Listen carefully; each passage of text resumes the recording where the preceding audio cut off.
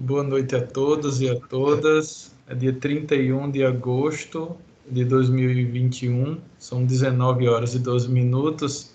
Estamos dando início à aula magna do curso de Direito da Faculdade de Ciências Jurídicas de Belo Jardim e temos a grata alegria de receber hoje a professora Roberta Cruz, que mais à frente eu farei as apresentações dela. Antes de tudo, gostaria de mais uma vez externar minha gratidão à professora Roberta, que de plano se disponibilizou e ficou muito empolgada em estar conosco hoje. Estava um pouco gripada ontem, né? Fiquei até um pouco preocupado. E também agradecer a todo o corpo docente, todo o corpo discente e a diretoria e toda a questão administrativa da instituição que nos ajudou bastante.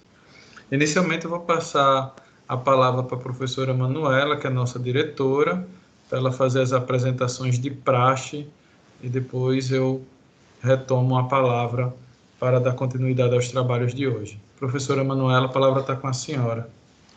Obrigada. Olá, pessoal, boa noite a todos. Eu sou a Manuela, diretora acadêmica da Faculdade Pitágoras Belo Jardim. E, inicialmente, eu gostaria de dar as boas-vindas a todos os nossos alunos, calouros e veteranos, que a gente ainda não está podendo fazer aquela recepção mais calorosa presencialmente, acolher principalmente os calouros que estão iniciando aí, uma nova jornada, e reencontrar também os veteranos. Então, enquanto esse encontro presencial não é possível, nós vamos promovendo através das ferramentas digitais, mas sempre com a preocupação de termos esse marco aí para início de semestre. Então, a gente fica muito feliz, agradecemos também bastante aí o aceite do convite da professora Roberta Araújo, que tem um currículo aí invejável, que tenho certeza que vai contribuir muito nesse debate aí com os nossos alunos. Agradecer também ao professor Danilo, que articulou esse momento, que é aquela pessoa que está junto com vocês no dia a dia.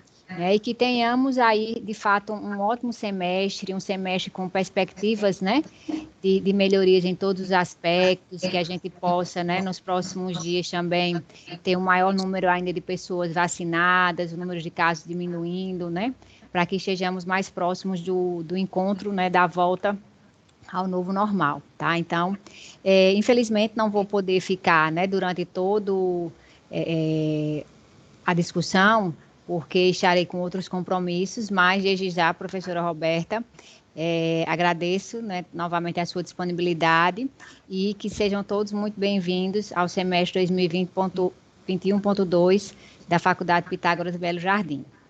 Obrigada. Obrigado, professora Emanuela, pelas suas palavras. Gostaria de saudar, vi agora que acabou de entrar nossa aluna Luciene, secretária municipal da mulher do município de Belo Jardim, que tem desenvolvido um trabalho fantástico de forma particular. Hoje foi de 7 da manhã, quase agora, com atividades para encerrar o mês de agosto, de combate à violência de gênero. Luciene, muito obrigado, saúdo você, a sua iniciativa, pelas atividades desenvolvidas. Senhoras e senhores, mais uma vez, muito boa noite. Como vocês sabem, eu sou Danilo Mergulhão, estou coordenando o curso de Direito com vocês. E hoje nós vamos receber, na nossa aula magna de início de semestre, de forma virtual, vamos receber a professora Roberta.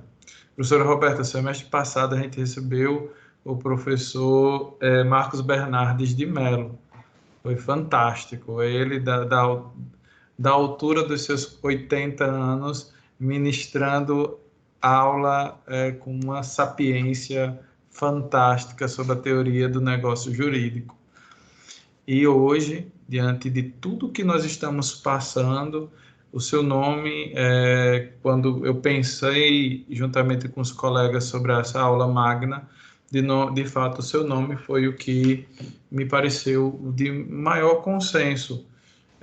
Pela senhora ser mulher, por a senhora ser juíza, por a senhora ser professora, por ter uma larga história.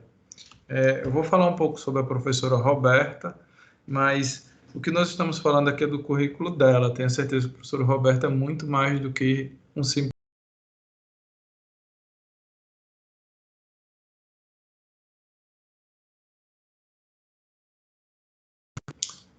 Deu uma falha. Eu acompanho a professora Roberta, né, em outras unidades de ensino, e posso dizer que, além dessa grande profissional, a professora Roberta é uma grande pessoa.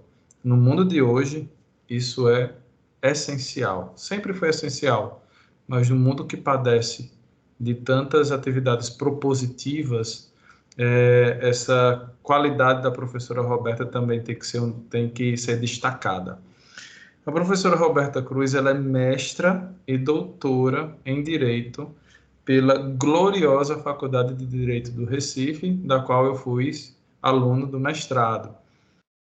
Ela é juíza do trabalho, titular da 14ª...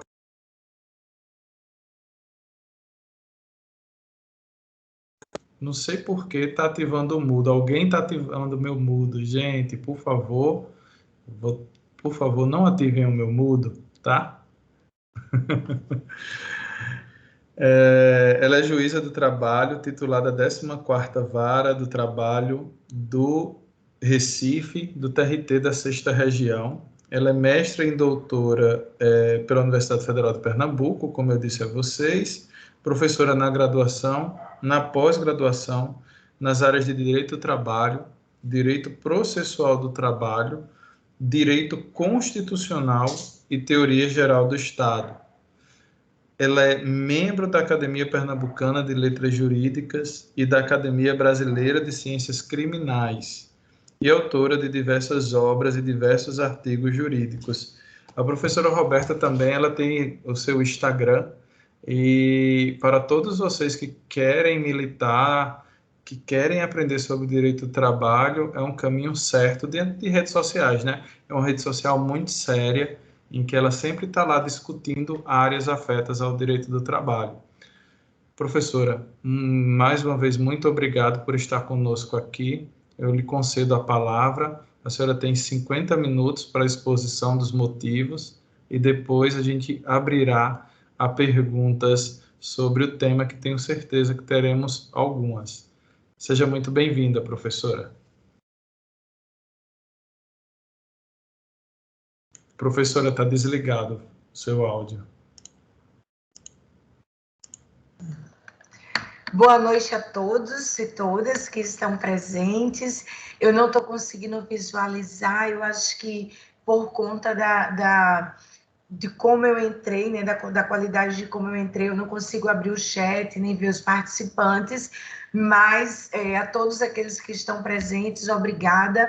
Eu gostaria, antes de tudo, de agradecer o convite carinhoso feito pelo professor Danilo, que é um convite irrecusável. O professor Danilo é uma pessoa queridíssima, né, um grande colega de caminhada, e um convite dele jamais poderia ser recusado.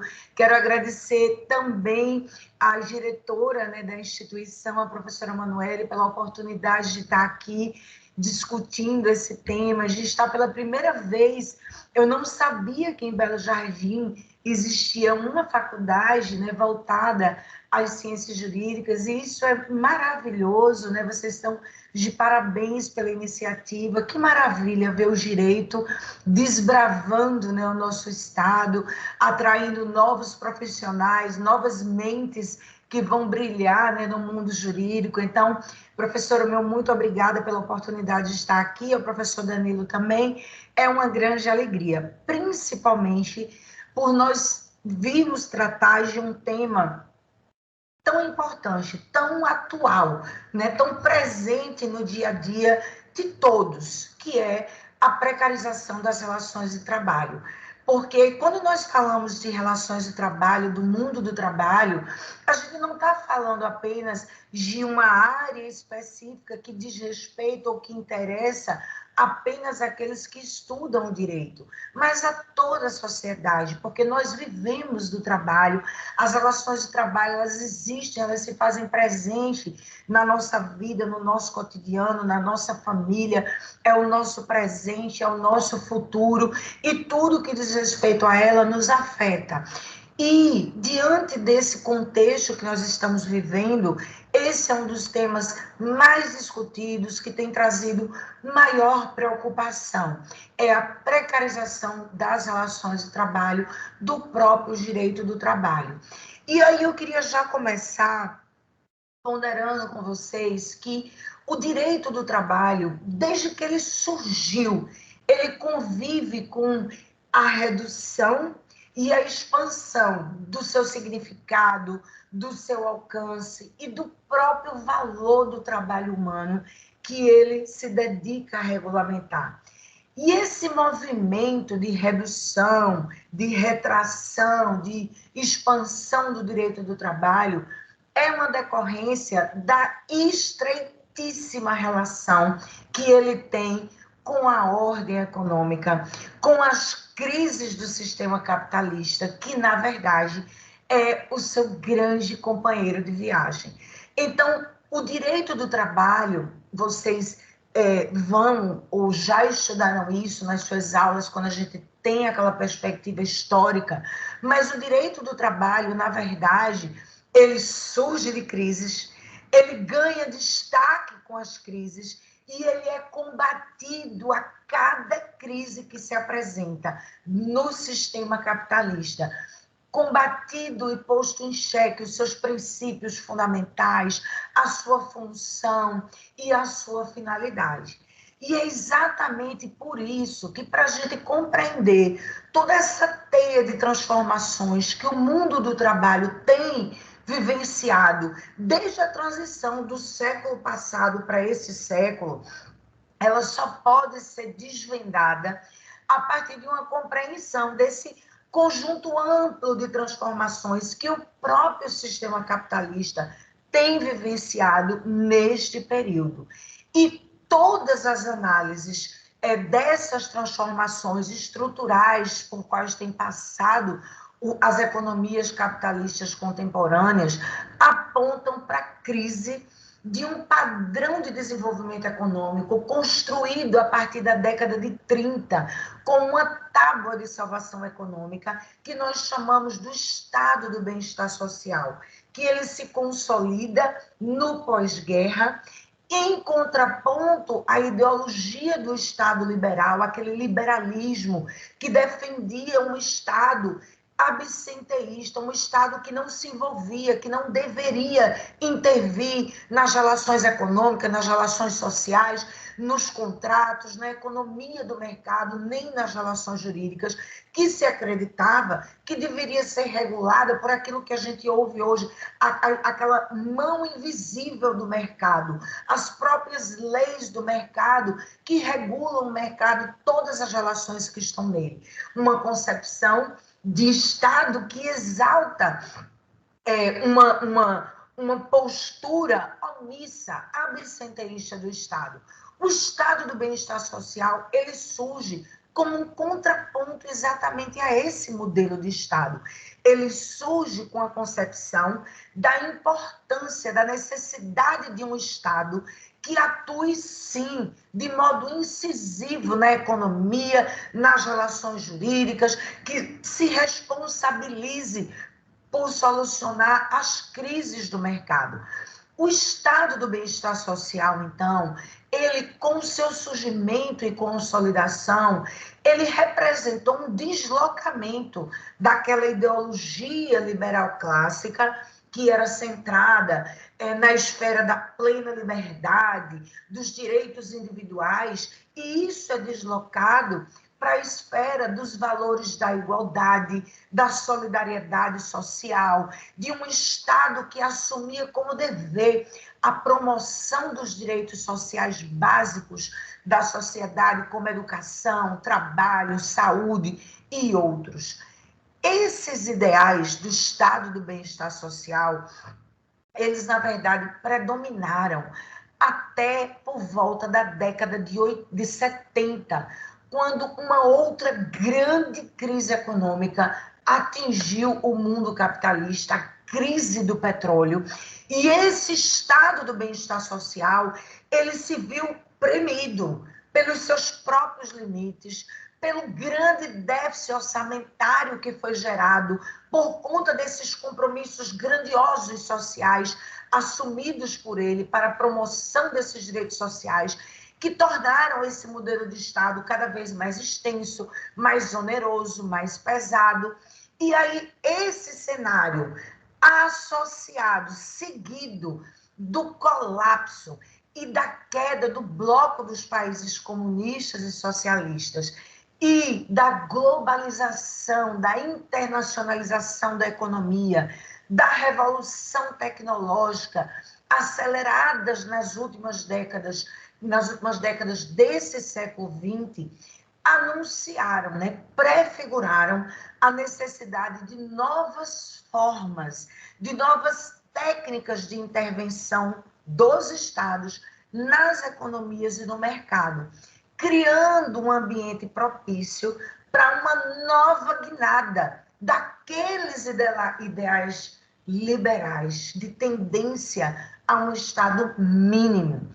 Então, pressionado por esse ambiente acirradamente mais competitivo, o grande capital passou a veicular a ideia de que a rigidez e os custos dos contratos de trabalho, junto com os gastos sociais do Estado do bem-estar social, impediam o livre funcionamento da economia, sendo necessário, segundo eles apregoavam, um movimento de retorno àquela ortodoxia, àquele ideário liberal, e assim abrindo caminho para a propagação dos ideais que hoje nós denominamos de neoliberais.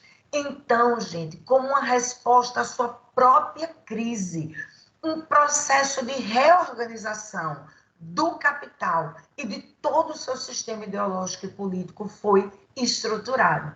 E esse novo modelo ideológico, ele é arquitetado, gestado, com a pretensão de responder à complexidade dos problemas, dos desafios do mercado e do capital, como um Estado mínimo que reduz a sua atuação interventiva, especialmente na esfera da economia privada, para dar lugar a quê? A uma atuação preponderantemente de mera regulação. E, com isso, transformar o Estado social de um Estado gestor para um Estado meramente regulador. E esses ideais do chamado neoliberalismo, eles se sedimentaram politicamente e eles foram difundidos em escala global, passando a impor paulatinamente a regulamentação, a constitucionalização da sua ideologia, promovendo como consequência reforma nos estados, nos países aonde ele se implantou. Esse processo, ele tem se consolidado através de uma transição que é lenta, que ainda se encontra em evolução e em desenvolvimento, e que adquire faces, formas diversas, embora mantenha como ponto fulcral, como ponto fundamental, que você pode identificar mesmo onde ele tem manifestações múltiplas e diversas. Alguns pontos que a gente pode identificar nisso. Primeiro, a abertura comercial dos mercados, liberdade aduaneira, a desregulamentação das atividades econômicas para que elas sejam fiscalizadas e controladas não pelo Estado, mas pelos próprios agentes econômicos, pelo próprio mercado e a partir de parâmetros e regras que são ditadas pelo próprio mercado. A mitigação da ideia de soberania nacional para padronizar mecanismos jurídicos, políticos e econômicos em todos os estados, a desregulamentação dos mercados de trabalho, flexibilização das leis trabalhistas, a fragilização, o desmonte do movimento sindical, a privatização de serviços sociais, o aprimoramento de tecnologias de produção associadas à tendência de terceirização de serviços. São pontos que você vai encontrar em todas as manifestações, em todos os locais onde há a manifestação e a consolidação paulatina desse ideário neoliberal. E nesse processo de reestruturação, que é global, o mercado e a economia passaram, gente, a escolher o tipo de ordem jurídica a que eles serão submetidos. Então, veja só o que ocorre. Caso as leis tributárias, ambientais ou trabalhistas em vigor em um determinado país não mais agrade, e se o sistema jurídico tiver eficácia suficiente para combater comportamentos ilícitos, basta mudar a rota dos investimentos ou forçar os estados a mudarem, reverem as suas leis, a sua ordem jurídica. Então, a noção de globalização, reestruturação produtiva e neoliberalismo estão no centro dessas transformações que têm promovido a chamada precarização social do trabalho. E no meio desse contexto, ou em meio a esse contexto, o trabalhador, ele se vê inserido em grandes e constantes desafios para conseguir se adequar às exigências de competitividade desse mercado global, se aliar às novas tecnologias e, ao mesmo tempo, resguardar direitos histórica e arduamente conquistados. E o direito do trabalho, ele sofre constante pressão dos fatos sociais e enfrenta o desafio de preservar e promover os seus princípios fundamentais e, ao mesmo tempo, se adequar aos novos tempos, aos tempos modernos.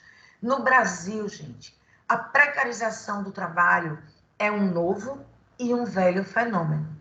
É passado e é presente, sendo que agora é justificado pela necessidade de adaptação aos novos tempos globais e organizado em torno da ideologia do mercado. E o conteúdo dessa precarização, ele está posto em várias dimensões, mas pela limitação do nosso tempo, eu gostaria de chamar a atenção de vocês para algumas bem específicas e de profunda gravidade.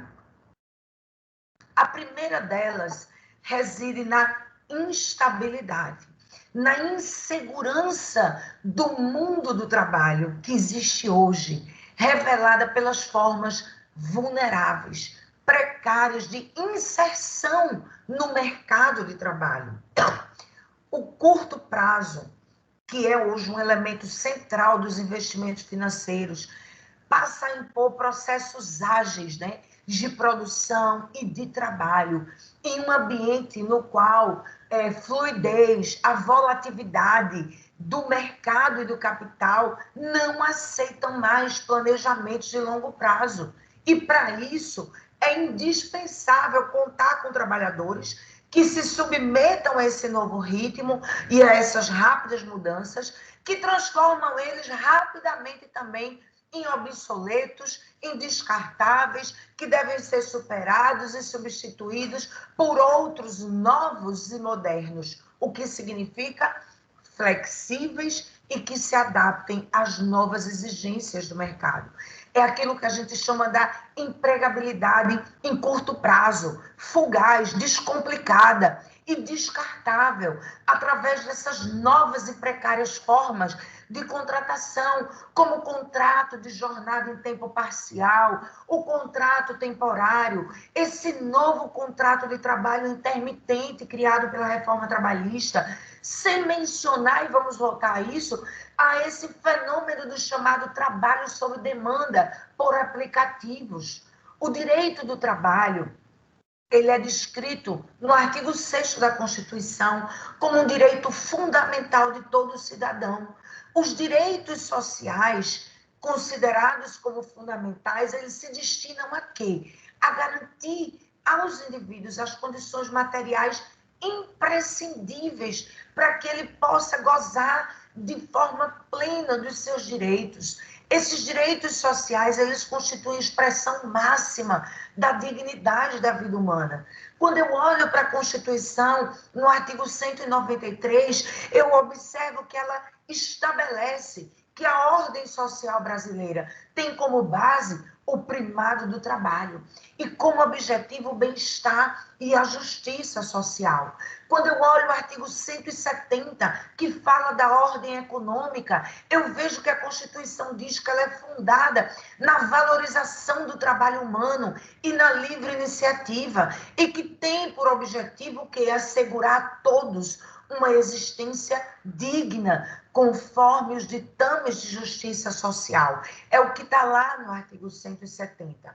Então, me parece muito claro que a promessa constitucional, ela se firma no sentido de estruturar a sociedade, a ordem social e econômica brasileira, de modo que o direito fundamental ao trabalho, ele seja concretizado como um acesso a condições materiais que assegurem uma vida digna para todos e para o exercício da própria cidadania. Então, a pergunta que eu lanço aqui para vocês é: o trabalho intermitente, por exemplo, ele se presta a isso? Porque essa modalidade nova de contratação, fugaz, vulnerável, nem mesmo assegura o direito ao próprio trabalho, que depende integralmente da necessidade do empregador, do desejo do empregador de convocar o empregado, de modo que quando o empregado não é convocado, ele fica inativo, não recebe remuneração, o tempo de serviço dele não é computado para aquisição de direitos trabalhistas e nem de direitos previdenciários. Então, quando eu olho esse tipo de modelo de contrato, eu percebo que ele encerra em si a premissa de que nele também é intermitente a garantia de direitos sociais fundamentais, como alimentação, moradia, lazer, porque quem não tem acesso a trabalho, a renda, a subsistência, não tem acesso a condições mínimas materiais de uma vida digna. Mesmo que você diga, mas ele pode ter vários empregos? Pode, mas isso nem garante a esse trabalhador certeza de chamado e, ao contrário, ainda sujeita a uma constante insegurança e instabilidade quanto à sua subsistência. O fato, gente, é que essas formas precárias de contratação, elas tornam vulneráveis as relações de trabalho. E o direito do trabalho, ele não se satisfaz por uma mera anotação na carteira de trabalho, mas por meio do que isso deve representar para a vida humana, ou seja, direitos trabalhistas que assegurem um mínimo de existência digna às pessoas. O incentivo à economia de bico, a contratos part-time, de curto prazo, de jornadas parciais, é apenas a institucionalização do não emprego. Aí você alia isso à tendência ou da terceirização ampla e restrita que foi aprovada, consagrada em nosso país desde 2017, através das leis 13.429 e 13.467. Então, essas leis vieram não para criar um tecido de proteção para os trabalhadores terceirizados, mas para aprofundar a precarização desse tipo de trabalho, abrindo espaço para que ele possa ocorrer em toda e qualquer atividade de uma empresa, inclusive na sua atividade principal, na sua atividade fim. Agora, veja a situação. Autorizar a terceirização em atividade fim é autorizar que outra empresa realize por meio dos seus empregados a minha atividade principal, ou seja, que outra empresa venha desenvolver o núcleo do meu negócio através dos empregados dela.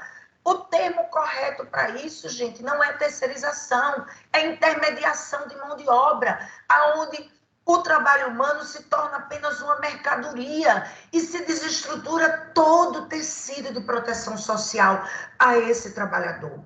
Na realidade prática da vida, os dados estatísticos mostram que a terceirização no Brasil, ela reduz o padrão de remuneração dos trabalhadores, ela sujeita esses trabalhadores terceirizados a jornadas de trabalho muito mais longas e intensas do que as dos demais empregados e coloca esses terceirizados em um índice alarmante de acidentalidade, de acidentes de trabalho, uma vez que o total de trabalhadores terceirizados no Brasil, afastados por acidentes, saibam vocês, é mais que o dobro do total registrado entre os empregados contratados diretamente. Na Justiça do Trabalho, o que nós temos como resultado dessa terceirização ampla e restrita e utilizada no mais das vezes ou muitas vezes apenas como intuito de mascarar verdadeiras relações de emprego, o que nós temos como resultado na Justiça do Trabalho é a inadimplência de centenas de milhões de reais nas execuções trabalhistas aplicadas por empresas insolventes ou fantasmas que anoitecem e não amanhecem, deixando milhares de trabalhadores sem emprego, sem salário, FGTS, férias e nem contribuições previdenciárias. Então, a verdade até aqui é que no Brasil, o trabalho terceirizado tem sido o espaço da fraude, da burla. E esse cenário só se agravou com a expressa autorização para que a empresa terceirizada possa ainda subcontratar outras empresas para realizar a prestação de serviços. O novo marco legal da terceirização no Brasil tornou válida, tornou lícita aquela prática que nós chamávamos de quarteirização, na qual quem presta o serviço é o terceirizado da terceirizada. Ou seja, você institucionaliza uma cadeia de precarização, uma vez que se o trabalhador terceirizado já trabalha em condições precárias, mais precárias, imagine o terceirizado da terceirizada, né? Por outro lado, as inovações tecnológicas, como o computador, a internet, o celular, entre outros instrumentos, além da inclusão de robótica nos processos de produção, provocaram um impacto enorme no mercado de trabalho, imprimiram uma nova dinâmica nas relações de trabalho. Esses novos processos produtivos, aliados ao desenvolvimento tecnológico, reduziram, sim, o custo da produção e aumentaram a competitividade. Trabalhadores fixos, nesse contexto, os trabalhadores fixos, estáveis e formais, eles vão se tornando cada vez mais, coisa do passado, considerado como custos que dificultam, que pesam no crescimento econômico, ao tempo que direitos trabalhistas passam a ser vistos como um obstáculo para a chamada modernização do mundo do trabalho. Flexibilidade, flexibilização se tornou a palavra-chave na organização dessas novas formas de trabalho e nesse capitalismo tecnológico. E nesse cenário, gente, a desregulamentação, a desburocratização, o incentivo à autonomia da vontade privada, a ampla liberdade nas relações contratuais tem sido apresentado como o caminho e a solução para o futuro do mundo do trabalho.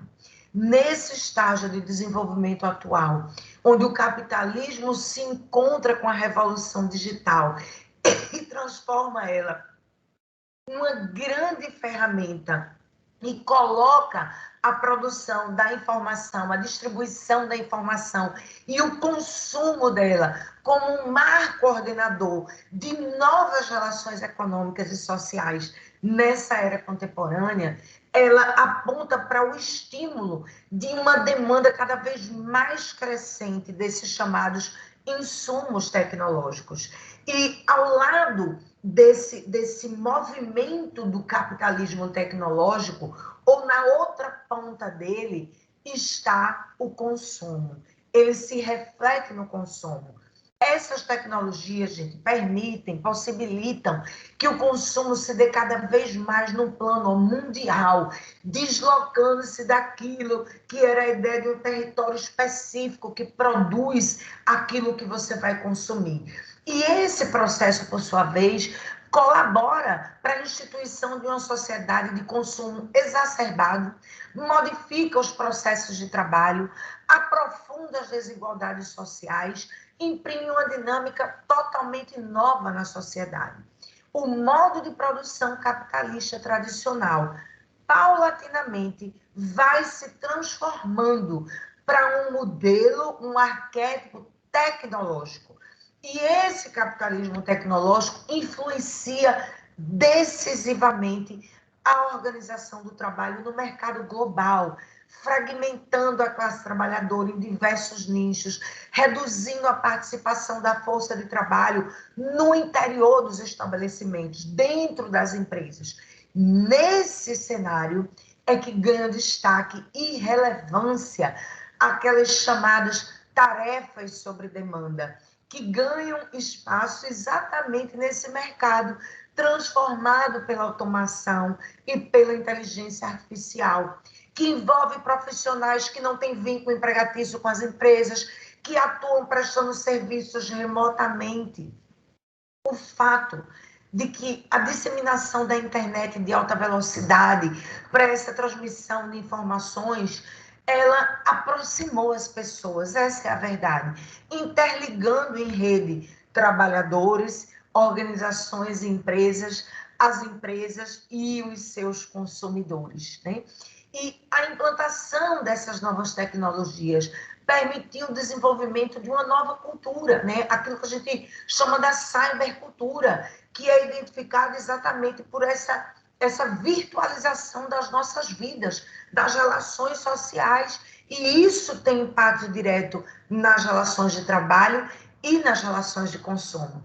Nas relações entre os consumidores e as empresas, esse comércio de bens e serviços, ele é realizado em qualquer lugar e a todo momento, por meio dos aplicativos eletrônicos para os tablets, para os smartphones.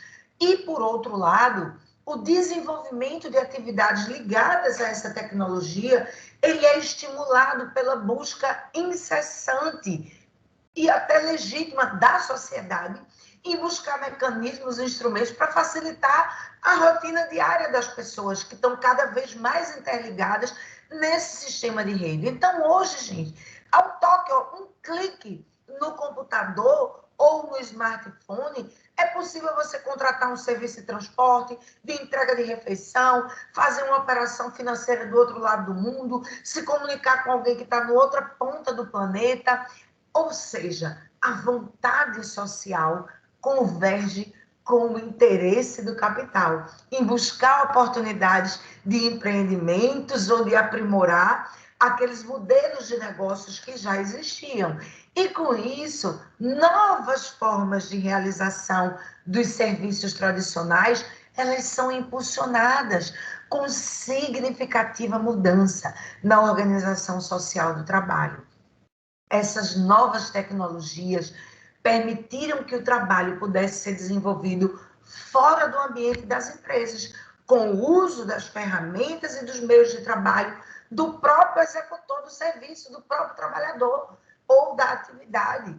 Então, essa transferência do controle direto dos meios de produção para um terceiro, que é quem vai executar aquele serviço, é uma das modificações características da ideia daquilo que se tem chamado, né, de economia compartilhada ou colaborativa, né, na qual o acesso aos bens e aos serviços é mais importante do que ter a posse deles. A transformação do consumo a partir do uso do que é produzido ocorre agora com o uso da tecnologia. através dessas plataformas, desses ambientes tecnológicos que são dotados de inteligência artificial, que conecta todo mundo. Então, ao invés de ter um carro, é melhor usar um aplicativo para localizar um e usar o carro somente quando eu precisar.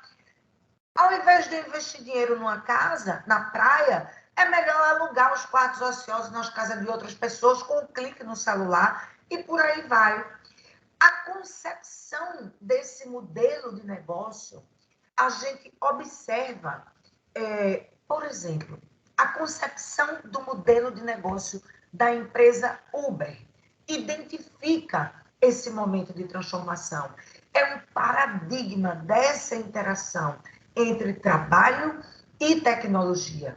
A Uber, gente, nasceu da necessidade pessoal dos seus desenvolvedores, o Travis e o Garrett Camp, que em um dia que estava tendo uma forte nevasca lá na cidade de Paris, em 2008, eles não conseguiram solicitar um serviço de táxi tradicional para se deslocarem.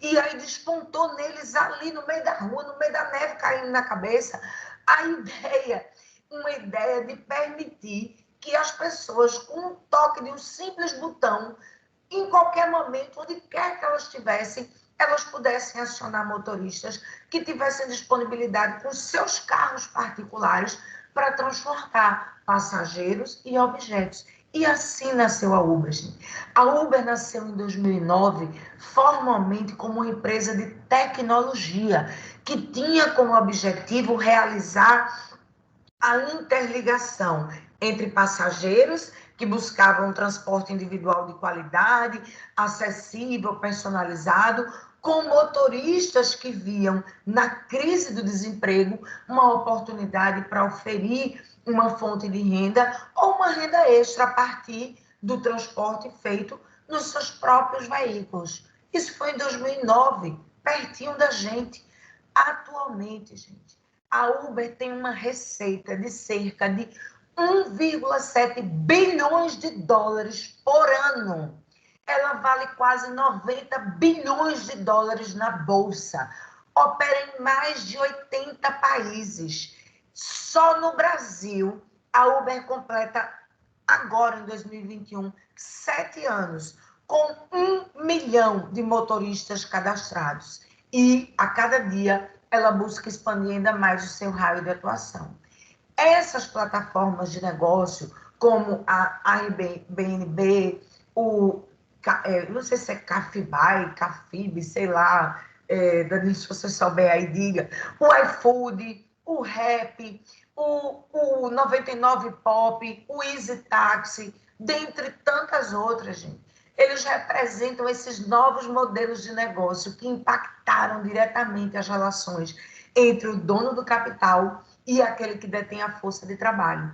O fenômeno Uber, ele foi tão bem sucedido que a expressão uberização do trabalho passou a designar exatamente essas alterações estruturais, não apenas no ramo de transporte, mas em vários outros segmentos.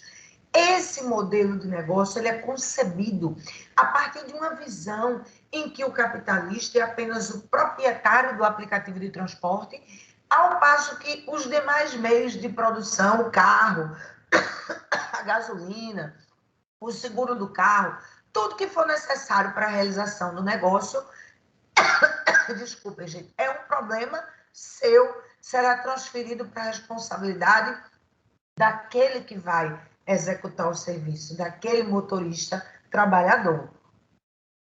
Então, para o capital, o enxugamento da sua estrutura produtiva representa uma forma a mais de ampliar a sua margem de lucro. Desculpa, gente, eu estou gripada. Meu Danilo sabe que eu estava assim, mas vim para falar com vocês. Agora eu estou tendo uma tossezinha, mas já melhora. Então, queridos, uberização é o nome que nós estamos dando para a emergência de um novo padrão de organização do trabalho. Trata-se de um novo passo, tanto nas terceirizações, quanto na redução do trabalhador à mera força de trabalho. disponível, desprotegida, utilizada na exata medida das demandas de mercado. Esse trabalho por meio de aplicativos, de plataformas tecnológicas, ele vem se tornando o novo canto da sereia, que atrai, olha, milhares de trabalhadores, parte desses desempregados, com a promessa de um futuro glorioso, no qual cada indivíduo se torna um empreendedor, tendo a liberdade de trabalhar com o que quiser, na hora que bem entender, vai disseminando a crença de que a ausência de patrão permite o desenvolvimento e a autonomia individual. É o empreendedorismo de um homem só, né? É o Você S.A. Mas o que se tem, na verdade, é uma nova forma de controle, de gerenciamento e de organização do trabalho, a partir agora da inteligência artificial, não mais aquelas formas clássicas de subordinação. E esse tipo de trabalho totalmente desregulamentado e desprotegido expressa bem o fenômeno da precarização dessas novas relações de trabalho, já que as empresas elas se apresentam apenas como uma intermediária, é uma fornecedora da tecnologia, ela apenas atua na intermediação do serviço e, com isso, ela não assume nenhuma responsabilidade trabalhista e nem previdenciária em relação aos trabalhadores, aqueles usuários parceiros, né, como elas costumam chamar. Essa uberização do trabalho é um fenômeno que está crescendo vertiginosamente entre nós, consolidando a transformação do trabalhador naquilo que a gente chama de um nano-empreendedor de si próprio, permanentemente disponível ao trabalho, que arca com os custos e com os riscos da sua profissão e que é destituído de qualquer regulamentação legal de proteção do seu trabalho. Esse processo aí, ele veio para ficar e vem se alastrando rapidamente. E ele promove, sim, uma informalização do trabalho, oferecendo uma vitrine de profissionais que podem ser chamados apenas no momento da necessidade. E quando terminam as tarefas, eles vão embora, sem vínculo, sem continuidade, sem garantia de direitos. Nós criamos, então, o Disque Trabalhador. O conceito de emprego, ele começa a ser substituído pelo de projetos e campos de trabalho. E o trabalho humano subordinado, formalmente registrado em carteira de trabalho, ele vai cedendo espaço para essa massa de trabalhadores que são libertos e prisioneiros ao mesmo tempo. Essa nova realidade, ela nos coloca diante de um cenário de uma aceleradíssima transição para uma profunda informalidade, para profissões multitarefas, completamente desprotegidas de qualquer legislação de amparo social, amparo previdenciário, com um número crescente de pessoas tentando viver e sobreviver por meio de um empreendedorismo uberizante, né, com a proliferação desses trabalhos que são invisíveis e individualizados. Essa insegurança sobre como ganhar vida, produzida e reproduzida por essas atuais formas de relação de trabalho, de inserção das pessoas no mercado de trabalho, mesclada a essa fluidez e flexibilidade, ela não se resume apenas ao risco das pessoas ficarem desempregadas, ao risco de ficar desempregado que atormenta a vida cotidiana daqueles que precisam vender a sua força de trabalho. Porque mesmo quando essas pessoas estão em uma situação de emprego de trabalho, elas precisam conviver com a constante atmosfera de instabilidade e de imprevisibilidade do seu futuro, tendo que aprender a lidar e sobreviver a essas novas situações que não param de surgir, não param de ser criadas e que não garantem nenhuma imutabilidade ou estabilidade por período nenhum, agarrando-se às alternativas informais, em tempo parcial, sem garantia em termos de direitos ou de proteção. Eu acho que vocês devem ter acompanhado pelas redes sociais, recentemente, o caso da morte, né, de um trabalhador, de um entregador do Uber. Ele se chamava Tiago de Jesus, o trabalhador de aplicativo de entrega de alimentos, aliás, com motos. E ele passou mal, a empresa para a qual ele prestava serviços não o socorreu, não era Uber, não o socorreu, e nem se responsabiliza. A empresa para a qual ele estava entregando a alimentação não o ampara, nem se responsabiliza. Ele passando mal, o SUS não atendia a ligação e ele vem a óbito, ele morre. Veja só, ele passou mal. A empresa para a qual ele estava prestando serviços não prestou socorro, não se responsabilizou. A empresa para onde ele estava entregando a alimentação não amparou, o SUS não atendeu e ele veio morrer no meio da rua. A advogada Ana Luísa Ferreira Pinto, que era uma advogada na área de direitos humanos, que estava passando na hora, e ela narra essa história na entrevista que ela deu à Folha sobre o que aconteceu, ela prestou socorro a este entregador. E ao prestar socorro ao entregador, ela telefonou para a empresa de aplicativo de compras e de entrega de produtos para avisar do que estava acontecendo. E nessa entrevista que ela deu no dia 11 de julho passado, não de agora, ela disse que a empresa, ao ser informada do que estava acontecendo pelo telefone, limitou-se a dizer para ela, pedir para que desse baixa no pedido, para que eles conseguissem avisar os próximos clientes que eles não receberiam os seus pratos no horário previsto. Foi essa a resposta que a empresa deu à mulher que disse, olha, teu entregador está aqui e morreu. Passou mal, ninguém socorreu e morreu. E a empresa disse, eu peço por gentileza, então, que você dê baixa no pedido para que a gente possa avisar aos outros que os pedidos não vão chegar no horário, que vão chegar atrasados. Esse, gente, é um retrato trágico do cenário que nós estamos vivenciando.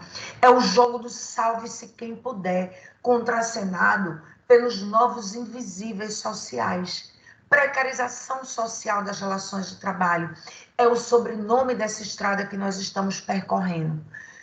Uma última dimensão para a gente ir finalizando, desse que se manifesta a precarização do trabalho, reside na intensificação do trabalho. Olha, a imposição hoje nos ambientes de trabalho de metas inalcançáveis, polivalência de trabalhadores, o cara tem que saber fazer tudo, ser polivalente, a extensão das jornadas de trabalho, com a implantação de novas formas de compensação de jornada, né? Aumento daquilo que a gente chama de tempos atípicos de trabalho, porque você está em casa, vai no celular, no WhatsApp, é feriado, dia santo. Isso tem sido uma variável presente no cotidiano das relações de trabalho. O trabalho volta a assumir a maior parcela do tempo de vida do ser humano, com jornadas que cada vez mais não delimitam espaços para acontecer. E isso produz forte impacto, sim, na saúde dos trabalhadores, tanto no aspecto físico, emocional, cognitivo, e essa condição, agravada por outros imperativos típicos, né, desses chamados padrões modernos de organização empresarial, tem gerado um cenário de adoecimento mental, gente, crescente, de modo que no Brasil, pasmem, no Brasil hoje, os transtornos mentais e comportamentais já são a terceira causa de incapacidade para o trabalho.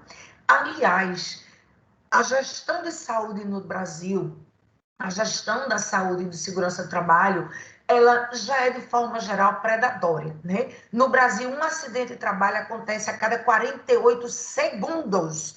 E ao menos um trabalhador brasileiro morre a cada 4 horas e meia vítima de acidente de trabalho. São dados alarmantes, sobretudo se você considerar as subnotificações, né? Que essas estatísticas elas estão subestimadas, porque nem sempre são emitidas as CATs, né? As comunicações de acidentes de trabalho. Então, essa é uma outra dimensão clara e presente da precarização. E a última, eu disse que era a última, mas era a penúltima, e a última dimensão dessa precarização que eu quero trazer para vocês, para fechar esse nosso diálogo, ela está no descarte e na irrelevância do direito do trabalho, gente. As necessidades do mercado, ditadas pela crise econômica, orquestram e decretam a crise do direito do trabalho, sob a justificativa da necessidade de romper com a rigidez desse sistema de proteção trabalhista para possibilitar o aumento do emprego formal, redução dos custos do trabalho para o empresariado. E aí, nesse cenário, os direitos trabalhistas são apontados como o quê? Como custos, como entulhos de uma velha e ultrapassada CLT que já teria cumprido a sua função no momento histórico, sendo que agora é preciso retirar e flexibilizar. Se isso fosse verdade, nós teríamos aí milhões de empregos que tinham sido gerados, como prometido pela reforma trabalhista, e por tantas outras formas de flexibilização e desregulamentação das relações de trabalho que foram trazidas para o Brasil. E é interessante observar, e isso para mim é muito grave, que parece haver como se fosse um fio condutor entre todas essas formas de precarização do trabalho que estão expressas, gente, na crescente aceitação e legitimação por parte da sociedade e do Estado diante dessa nova realidade, que põe em xeque a proteção social como um direito a ser garantido. Paulatinamente, sociedade e os poderes do Estado passam a interiorizar a lógica do mercado, tomando-a como sua, encarando como se fosse inevitável, resultado de um imperativo econômico que não se pode evitar, enfraquecendo assim a capacidade de resistir e de questionar as novas condições impostas numa clara demonstração de uma atitude de resignação que aos poucos contamina até mesmo a nossa capacidade de indignação diante das injustiças sociais, da negação dos direitos e da proteção social. Então, nesse cenário, eu só posso concluir que a nossa Constituição, ela é uma sobrevivente. E nós, combalidos ou não, precisamos ser os seus combatentes. O conteúdo constitucional demonstra o compromisso assumido lá atrás pelo poder constituinte em construir um Estado democrático no qual o homem seja o titular e o destinatário de todas as manifestações de poder. E que a proteção, a preservação e a promoção da sua dignidade seja o objetivo e a tarefa maior do Estado. Os direitos fundamentais elencados lá na nossa Constituição, dentre os quais o direito ao trabalho, são explicitação, são as bases em que se assenta a existência do ser humano e são, sim, explicitações máximas da dignidade da vida humana. Em países com grande déficit social, como é o Brasil, é necessário, sim, e é indispensável até a existência de um Estado interventor e garantidor dos fins, dos objetivos e das tarefas constitucionais. As normas trabalhistas, elas precisam ser criadas, analisadas e interpretadas no contexto da realidade sociopolítica do Brasil, marcada por novas e sempre múltiplas formas de injustiça, de opressão e de desigualdade. Então, se é verdade que o direito do trabalho deve se renovar e se atualizar para dar resposta às novas e grandes mudanças no mundo do trabalho, também é verdade que os valores e princípios de proteção ao trabalho, eles devem ser preservados, aperfeiçoados, conformados aos novos tempos e não alijados ou desprezados. Se outro é o mundo do trabalho, também é verdade que as relações de trabalho no Brasil, elas são naturalmente desequilibradas e ainda mantendo o passado, a hipossuficiência do trabalhador.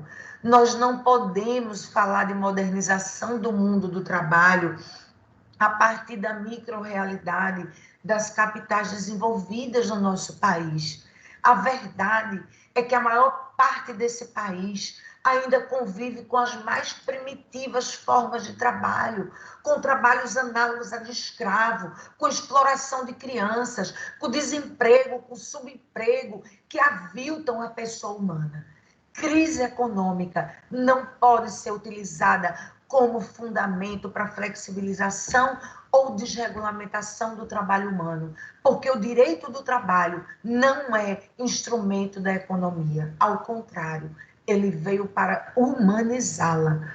O Estado e o mercado existem em função da pessoa humana e não o contrário. Então, quando eu olho para esses tempos vividos hoje, eu me lembro muito, Danilo, de um dos filmes mais belos que eu já assisti, que eu amo de paixão, que é o Fabuloso Destino de Amélie Poulain, quando é dito para aquela jovem assim, aquela frase que diz: são tempos difíceis para os sonhadores. E sim, eu penso que são tempos difíceis para os sonhadores. Mas, ao mesmo tempo, eu penso que nós não podemos nos cobrir com as vestes da resignação ou da desesperança, como se nós estivéssemos diante de uma realidade acabada, imutável, irreversível, porque todo esse processo ele é inspirado por razões econômicas e políticas, produto de vontades de poderes políticos.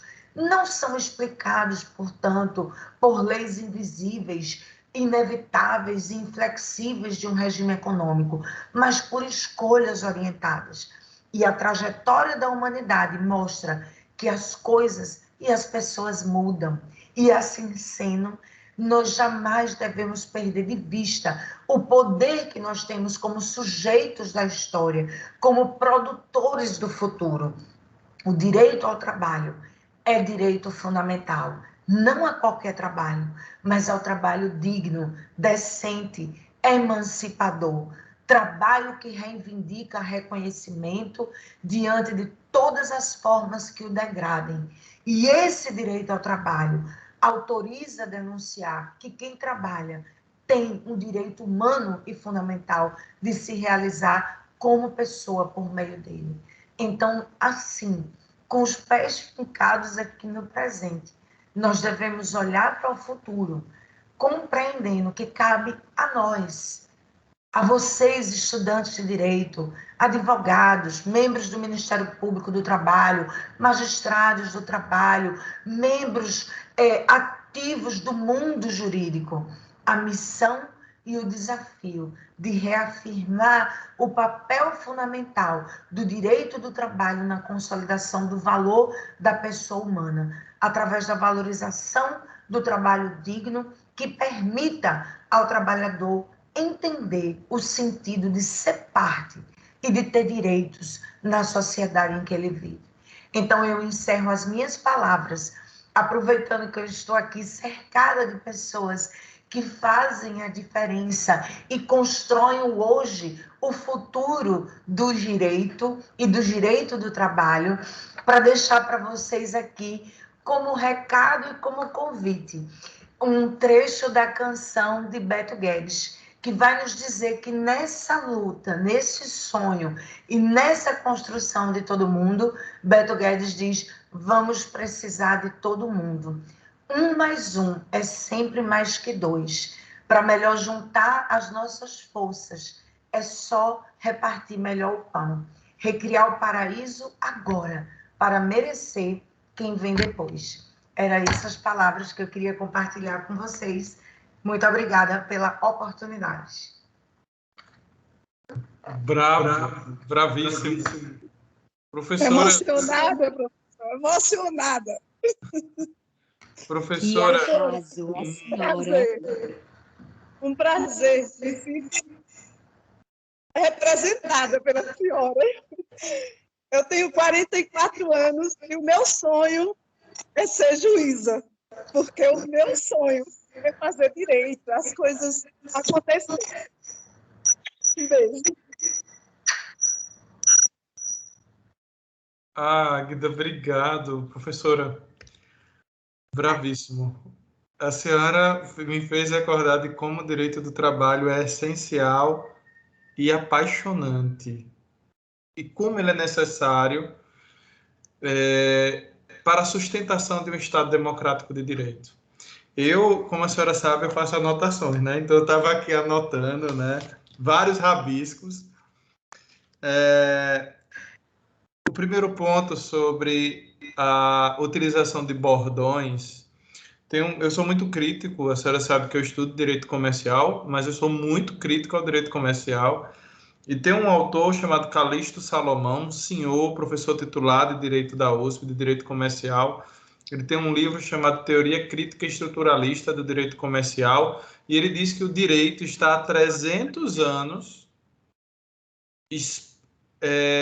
sendo submetido a palavras de homens de mercado, em que essas palavras repetitivas se tornam verdadeiros mantras e tentam constitucionalizar, transformar como se fossem princípios jurídicos. E a gente tem que entender que é o contrário. O mercado é que é uma ordem jurídica. Então, foi muito feliz a senhora quando falou sobre esse tema. E me parece, professor, antes de abrir para os colegas, para os alunos, que podem já começar a formular suas perguntas no papelzinho ou na cabeça, para quando eu terminar as minhas perguntas a gente fazer. Me parece, professor, que a gente está retornando à época do liberalismo mesmo. E tem uma frase no segundo capítulo de tese, o segundo e o terceiro é falando sobre escolas econômicas. E tem uma frase muito significativa do Thomas Malthus, que era um sacerdote anglicano, um dos pais do liberalismo, né, que ele vai dizer assim, olha, um homem que nasce no mundo já ocupado, se não consegue obter de seus pais a subsistência do que é justo pedir, e se a sociedade não precisa do seu trabalho, não tem nenhum direito a reclamar a menor parcela de alimentos. E, de fato, ele está sobrando. No grande banquete da natureza não há lugar vago para ele. Ela o intima a sair. E ela mesma não tardará a executar suas ordens caso não recorra à compaixão de alguns convivas do banquete. Se essas convivas se lhe cumprimentarem e lhe abrirem o lugar, imediatamente se apresentam outros intrusos, pedindo o mesmo valor. O rumor de que existem alimentos para todos os chegados enche a sala de inúmeros reclamantes. Então, para Malthus, as leis de auxílio, né, a parte da população, né, pobre não acabaria com a pobreza, mas aumentaria, aprofundaria. E ele era completamente contra, ele era a favor do controle de natalidade das pessoas da comunidade pobre. Gente, isso é o que é o liberalismo. Vai estudar os pais do liberalismo e o que eles pensavam, né? E às vezes, professora, pensa-se que a CLT, como a senhora muito bem disse, era uma construção histórica socialista, mas na verdade foi uma forma do próprio capitalismo se manter, porque próprio também dessa escola liberal foi as crises que essa escola liberal mesmo criou, e a senhora sabe, no direito do trabalho, que fez despontar do direito civil o direito do trabalho, né? A senhora falou sobre o iFood, eu não sei se vocês, principalmente os colegas que... Em Belo Jardim não, porque a gente não tem iFood. Mas se você for em Caruaru, mas principalmente aqui em Recife, essa precarização é latente, porque as pessoas que trabalham no iFood ficam no meio da rua, do lado do shopping Recife, ao relento, esperando serem chamados. Isso é liberdade? Isso é liberdade? Isso não é liberdade, isso é escravização. Isso não é liberdade, né? Eu acredito fortemente em políticas públicas, professora, que regulem o mercado. O mercado tem que ser regulado. Historicamente falando, desde o século XII, quando surgiu o capitalismo, ele sempre foi voraz. E aqui já temos até uma música, né? Homem que mata, capitalismo selvagem, que é o capitalismo que nós adotamos no Brasil e que é o capitalismo que segue-se desde o governo, com muita tranquilidade eu posso falar isso, mas desde o governo Michel Temer, aprofundado por um pseudo, que se diz assim, um grande economista que estudou na escola de Chicago, diz ele, né? Que é o ministro Guedes, né? Que de economia, pelo menos assim, eu estudo economia, né? Eu faço faculdade de economia, então eu entendo bem do que eu estou falando. Eu não vejo nada politicamente, do ponto de vista político, né? Se desse certo, professor, a gente não teria saído da sexta economia do mundo para hoje estarmos na 12ª, em menos de 4 anos. Se percebermos política econômica, precarização das relações de trabalho, e que deveria aumentar o desenvolvimento do país, nós saímos da sexta economia, quinta, e estamos hoje beirando a 12ª, tudo indica que até meados do ano que vem estaremos na 15ª. É complexo, né? E as pessoas parecem também, professora, que se esquecem que quanto menos efeito protetivo, menos tributos vão ser arrecadados e menos direito à previdência nós teremos. E parece que as pessoas esquecem disso. E é uma retórica bonita, né? Porque a senhora estava falando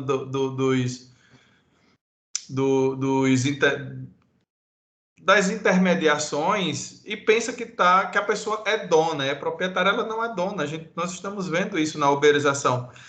Parece, professor, que esse processo de uberização a gente vai ter que trocar, porque as pessoas estão saindo da Uber.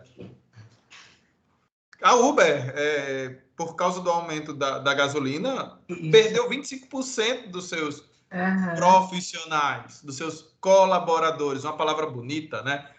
São meus colaboradores. Não, somos empregados. Não somos colaboradores. Colaboradores é outras coisas. Etimologicamente é outra coisa. Então, professora, a pergunta que eu gostaria de fazer à senhora: para onde vamos? Para onde estamos indo? Essa é a minha pergunta. E gostaria de saber se alguém gostaria de fazer também perguntas. Quem gostaria? Por favor, Cristiano, levanta a mão, Cristiano. Por favor, Cristiano, pode fazer sua pergunta. A gente faz a cada 2 perguntas, pode ser, professora? Pode sim. Eu só queria dizer, antes que eu me esqueça, né? Eu não estou conseguindo ver o pessoal, mas você falou e eu me lembrei agora para deixar com vocês o meu Instagram, né? Na verdade, o meu Instagram ele é bem acadêmico, né? Então ele tem postagens quase que diárias focadas em direito do trabalho, processo do trabalho, novidades da jurisprudência, coisas do dia a dia do mundo do direito. Meus alunos costumam dizer que meu Instagram é uma pós-graduação, tem lá mais de 15 mil seguidores e será uma alegria e um prazer, então, ter vocês lá comigo. Meu perfil é @Roberta, minúsculo, Roberta, C de casa, D de dado, E de elefante, Araújo. Roberta CDE Araújo, que é o meu nome. E será um prazer encontrar vocês lá, falar com vocês. Às vezes quer entrar em contato, fazer uma pergunta, tirar uma dúvida, manda mensagem lá do direct ou posta lá nas postagens teu comentário, que a gente está sempre interagindo. Aí queria só fazer essa parte para não esquecer. Obrigado, professora. É uma grande rede social, um grande perfil, gente. É um perfil que vale a pena seguir. Por favor, Cristiano Valença, pode fazer sua pergunta. Opa, obrigado, professor. Primeiro, parabenizar o professor, né, Danilo, e a Faculdade Pitágoras por nos proporcionar uma noite maravilhosa como essa, né, e depois parabenizar a doutora e professora, que a senhora deu uma aula aqui, né, e como é bom, né, ter esse tipo de aula, essa aula magna, porque abre tanto a mente nossa, dá vontade de ser advogado, juiz do trabalho agora. Meu Deus, um dia chega aí. Chega. Rapaz, e eu queria, assim, perguntar à senhora o seguinte, são duas perguntas, eu sou Danilo, sabe, eu sei que o povo de São Bento é complicado. Olha, primeiro, a gente, conhecendo essa história do pessoal do iFood, a gente conhece muita gente aqui em São Bento, que é menor que Belo Jardim, mas tem um pessoal que são entregadores de restaurantes, pequenas vendas. Onde fica o direito do trabalho desse pessoal, assim, assegurado, caso tenha um acidente ou caso aconteça um fato como esse que a senhora narrou aí, que teve esse falecimento. E o outro ponto que eu queria perguntar era sobre o emprego em prefeitura, por exemplo. Eu nunca entendi o contrato de prefeitura e o contrato de empresa. No contrato de prefeitura, eu tenho uma amiga aqui que trabalhou 20 anos na prefeitura, de agente de epidemiologia. Um trabalho muito difícil, aquele pessoal que bota remédio, bota veneno para combater a dengue, desde que criaram, veja, ele trabalha. E aí o partido perdeu e ele foi demitido, ele era só o salário mínimo e não tem direito trabalhista, está desempregado, paga aluguel. Aí eu fico lhe perguntando, esse pessoal não se encaixa, a lei não acoberta eles, porque imagine, 20 anos jogado fora, se fosse uma empresa ganhando um salário, ele dava para comprar pelo menos uma casinha. Um vãozinho, como diz aqui. Obrigado, professora. Cristiano, um prazer ter você aqui e responder a tua pergunta, as duas, né? A primeira, você disse, esse pessoal do entregador, né? Os entregadores, quais são os direitos que eles têm? Nenhum. A resposta é nenhum. Esse é o nosso grande problema, é o nosso grande desafio, como eu falei, porque essas pessoas que hoje estão inseridas nessa realidade de uberização do serviço, né, que envolve tudo, não é só o motorista, mas é o entregador, todo mundo que trabalha nesses aplicativos, eles são considerados como empreendedores autônomos, quando a gente sabe que a realidade não é essa. Então, assim, nós precisamos sim criar a consciência, incorporar a consciência de que essas pessoas, elas não podem trabalhar destituídas de nenhum tipo de proteção previdenciária e nem trabalhista. O cara morre e não tem uma pensão, o cara adoece, ele não vai ter um auxílio previdenciário, um amparo do INSS, porque ele não recolhe para a Previdência, ele não é segurado da Previdência, a não ser que ele pague do bolso dele, porque ele não é considerado empregado. Então, e essa é a visão do mercado. É dessa visão que eu falo. É dessa visão que torna o mundo do trabalho um vácuo de precarização, de falta de proteção. É essa visão que acha que tem que regulamentar o menos possível, o Estado não tem que se meter sim. A intervenção do Estado é a lei é a intervenção do Estado na sociedade. E nós precisamos sim que o Estado venha intervir nessas relações para não permitir que essas pessoas estejam trabalhando como trabalham e sejam destituídas de qualquer tipo de proteção. Pode até não necessariamente ser reconhecido como empregado, mas isso não quer dizer que não deva ter proteção. É preciso que haja.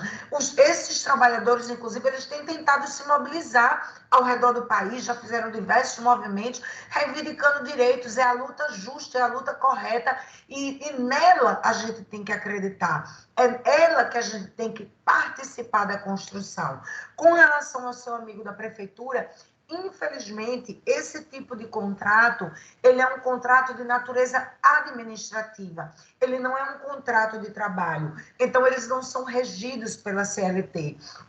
Esses agentes comunitários, eles têm esse contrato de natureza administrativa e, portanto, eles não têm direitos trabalhistas. Infelizmente, o que acontece, no mais das vezes, é isso. Assim como aqueles que entram em cargo comissionado, né, e aí passa 100 anos no cargo em comissão, quando sai também, sai chorando, né, porque não há regulamentação, porque a legislação trabalhista não alcança essas pessoas, porque ela é voltada exclusivamente para as relações de emprego, que envolve empregado e empregador, e isso não se encaixa nas pessoas que prestam serviços aos entes públicos, como a prefeitura. Professora, se a senhora me permite, respondendo ainda ao Cristiano, às vezes algumas extensões, por exemplo, o Tribunal de Justiça de Pernambuco tem reconhecido o direito do FGTS quando essas pessoas elas foram contratadas irregularmente. Aí tem que ver o caso concreto, né? Será que essa pessoa passou por serviço? A gente tem alguns casos no nosso escritório, né? E que há o reconhecimento muito tranquilo, tanto em primeiro grau quanto em sede de turma do Tribunal de Justiça de Direito Público, verificando que a contratação, a admissão foi irregular, né? Aí há a incidência de FGTS. Para além Só um adendo, Danilo.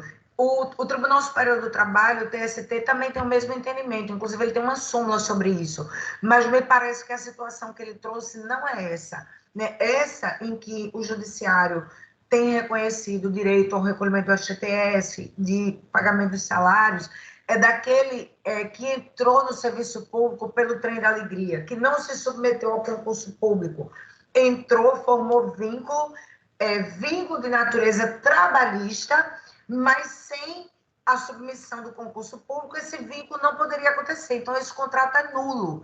É um contrato nulo. No caso que ele falou, me parece que é uma situação de um contrato regular, não há nulidade no contrato, né?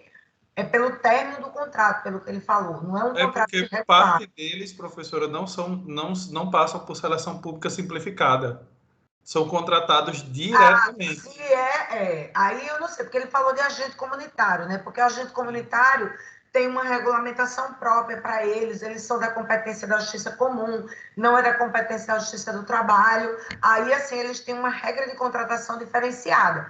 Por isso que eu falei, se for um contrato, sendo um contrato celebrado na natureza administrativa, tudo regularzinho, ele não tem direito. Direito trabalhista não tem, porque não há um vínculo trabalhista, é um vínculo de natureza administrativa.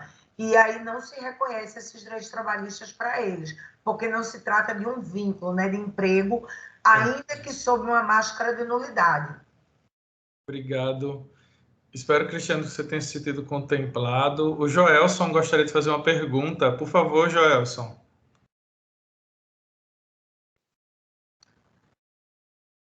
Boa noite a todos. Boa noite, nosso coordenador Danilo e a professora Roberta. Uma brilhante abordagem. Há muito que eu não via uma abordagem do direito envolvendo sociologia, economia e política. Muito, muito bem feita. Sou empregado público há 15 anos. Trabalho em empresa pública aqui em Belo Jardim. E eu gostaria que a senhora discorresse um pouco sobre o tema privatização, né?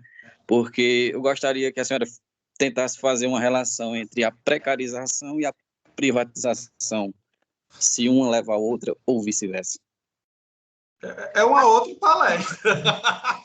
É uma outra palestra, mas eu vou te falar rapidinho. A privatização, ela é um dos pontos fundamentais de um projeto, desse projeto neoliberal. Como eu falei lá no início, né? Esse neoliberalismo, esse resgate do liberalismo, que quer a intervenção mínima do Estado, empresas enxutas, Estado intervindo o minimamente possível, porque as pessoas se viram, a economia se autorregula, todo mundo vai dar as mãos e ser feliz autonomamente, sem nenhuma intervenção do Estado. Essa ideia de privatização, ela está inserida nisso.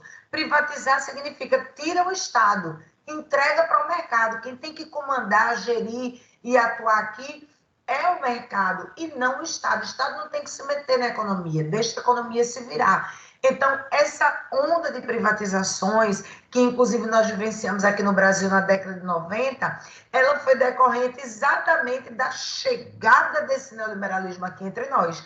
Ela foi fruto disso. E esse discurso, que ele é paulatinamente crescente na nossa sociedade, é que continua batendo nessa tecla. As teclas são sempre as mesmas, você pode observar. desregulamentação do mercado, flexibilização das leis trabalhistas, fragilização do movimento sindical, privatização dos serviços. Então, assim, é a mesma cartilha em todos os lugares do mundo onde você vê essa consolidação do discurso neoliberal. Então, privatizar é palavra de ordem, é parte dessa ideologia neoliberal. Tira o Estado daí, vamos jogar para o mercado.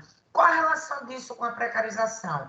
Exatamente o fato de você tirar a presença reguladora do Estado e entregar agora aquelas relações de trabalho à mão invisível do mercado e à iniciativa privada.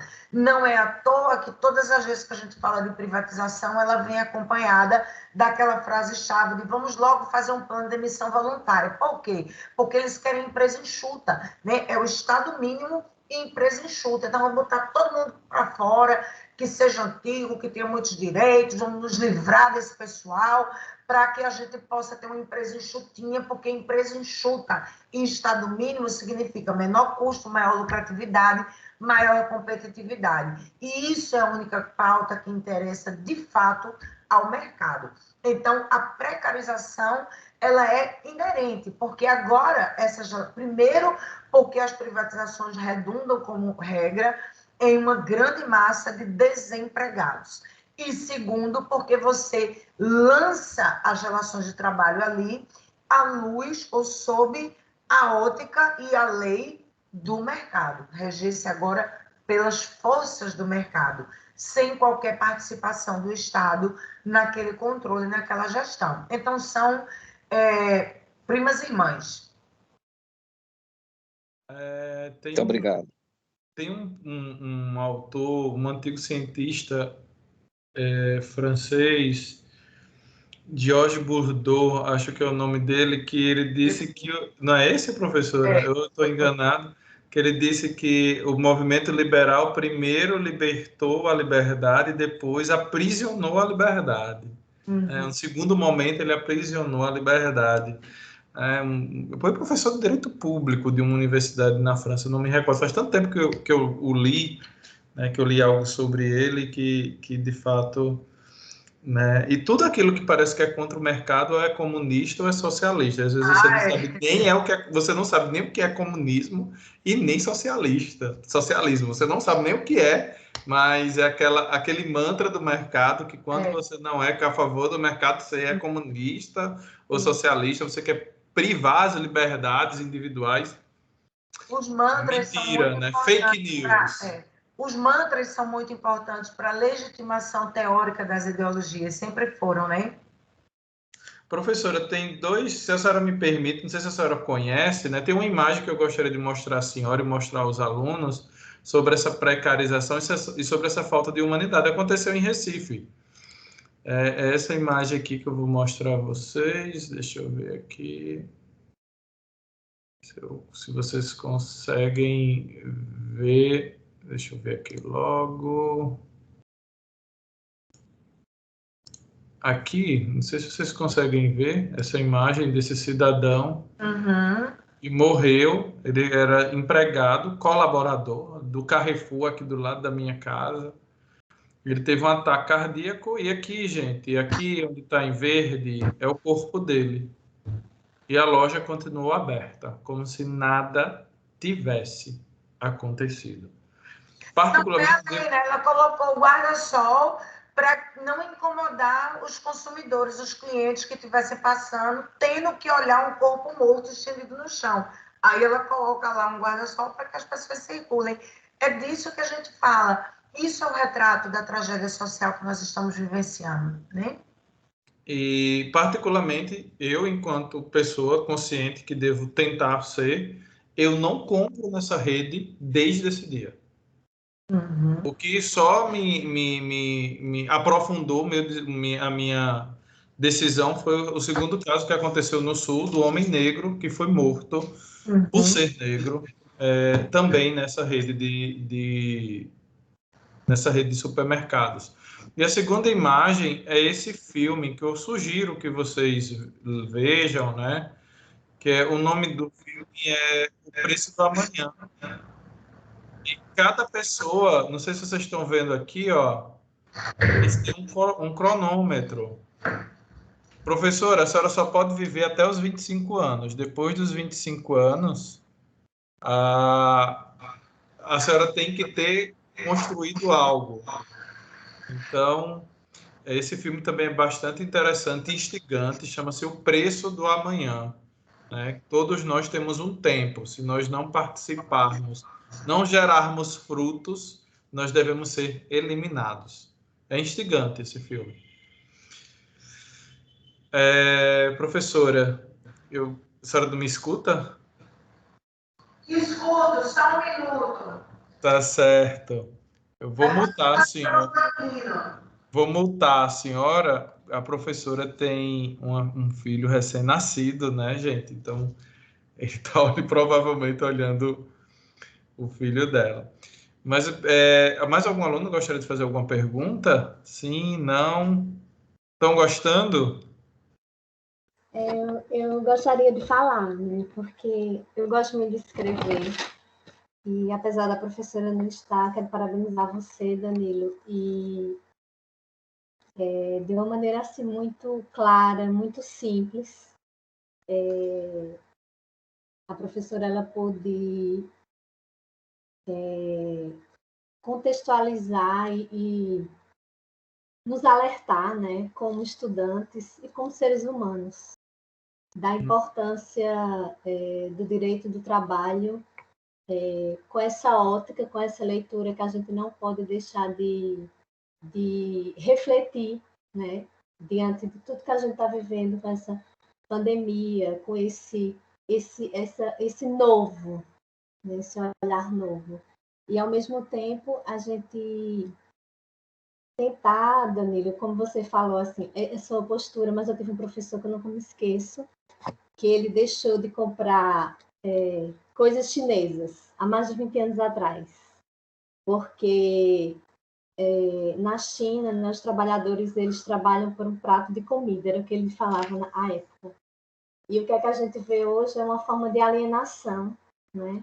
Que o próprio sistema capitalista e a própria necessidade da gente, enquanto seres humanos, né? Eu tenho meu trabalho, mas de repente eu me vejo sem trabalho, aí estou vivendo uma nova era, né? E o que eles dizem, seja empreendedor, você é capaz de conseguir seu trabalho, independente dos seus direitos, independente do que você vai receber em troca, ou só receber aquele salário para sobreviver. E aí a gente percebe como a professora falou. Tassiana, por favor, eu vou pedir para você complementar, mas assim, a professora Roberta, o bebê dela acordou e está na hora de comer. Ela vai ter que se despedir da gente, porque ela vai ter que dar de comida ao bebê dela. Então, mas assim, eu vou te interromper somente para a professora fazer suas considerações finais e a gente continuar aqui debatendo o tema. Por favor, professora.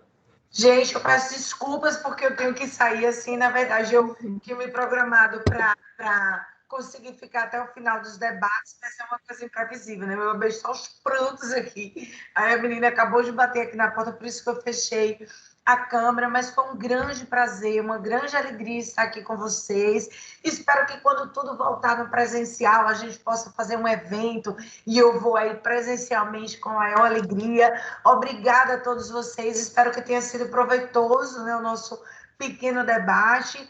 Para mim foi uma alegria, então muito prazer. Danilo, muito obrigada pela oportunidade de estar aqui falando desse tema tão importante. Tenham uma boa noite, me desculpe, mas infelizmente eu vou ter que me retirar. O professor Danilo já estava sabendo que eu tinha essa limitação, né? E aí eu vou ter que sair agora, tá bom? Professora, obrigado. Deus te abençoe. Vá que seu filho está chamando. Tá bom, tá aqui com vocês. Boa noite. Boa noite. Boa noite, professor. Muito obrigada, viu? Como eu falei à tarde, o senhor só promove eventos fantásticos. Parabéns. Eu agradeço, Agda. Eu que agradeço porque gostaram. Porque gostaram.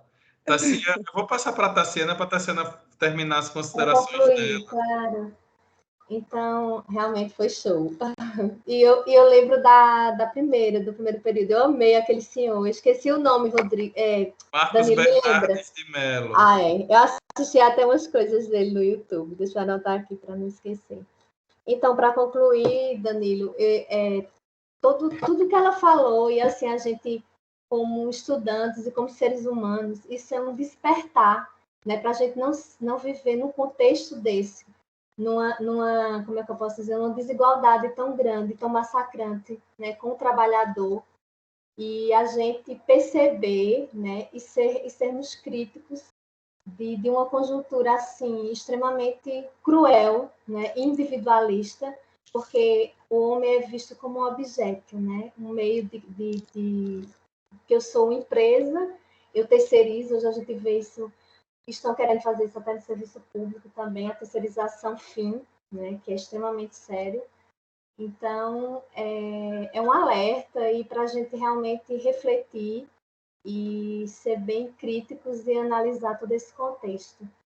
E é isso que eu gosto muito de falar e tá bom. Mas foi ótimo e que a gente possa, assim, não ser alienado, sabe, Danilo? Porque essas relações de trabalho, elas mexem com as relações humanas também, né? Que a gente vive num ambiente de trabalho onde tem relacionamentos humanos e aí a gente vê tudo que permeia essas relações do ter, independente de como eu tenho. Você vê, como eu já passei por situações de ver a pessoa lá na rua e o povo passa como se não tivesse acontecendo nada e eu numa moto olhei aquela cena, assim, deu vontade de parar a moto, sabe? E fiquei, assim, abismada. Aí a gente vê a nossa frieza e indiferença, né? Refletindo dentro de todo esse ambiente que se diz moderno, que se diz ou pós-moderno, mas desumano. Obrigado, Tassiana, pelas suas considerações. Obrigado, Águida, novamente, pelas suas considerações. Gente, nós vamos encerrando. Eu gostaria de mais uma vez agradecer a todos vocês. Gostaria de pedir, de reforçar que vocês devem começar a fazer as atividades dentro do AVA, por favor. Não acumulem, é preciso que vocês visitem o AVA. E é isso. Boa noite a todos, fiquem bem. Eu estou encerrando a nossa aula magna desse semestre e vou parar aqui de gravar. A todos vocês, boa noite. Mais uma vez, muito obrigado. Boa noite.